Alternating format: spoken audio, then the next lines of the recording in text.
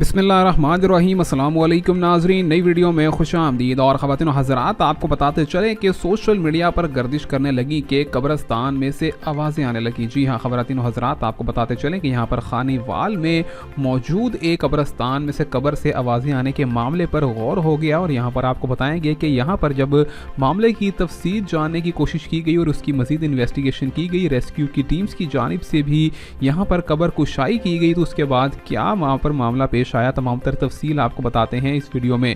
लेकिन आगे बढ़ने से पहले अपने नाजरीन से गुजारिश करेंगे, हमारे यूट्यूब चैनल को सब्सक्राइब करें, वीडियो को लाइक करें और घंटी के निशान पर क्लिक करना मत भूलिए। ख़वातीन व हज़रात, आपको बताते चलें कि खानेवाल में एक नौजवान को दफनाया गया था, जिसके चंद रोज़ के बाद ही कब्रिस्तान से यूँ मालूम होने लगा कि कब्रिस्तान से आवाज़ें आती हैं और कब्र से आवाज़ें आने लगी थी। ये खबर फैलाई थी वहाँ के गोरकन ने, जिसका नाम था यहाँ पर नुमान। और उसके बाद बताया गया कि नुमान नामी शख्स मुकम्मल तौर पर छुट्टियों के लिए जाना चाहता था, जबकि कब्रिस्तान वाले उसे जाने की इजाज़त नहीं दे रहे थे।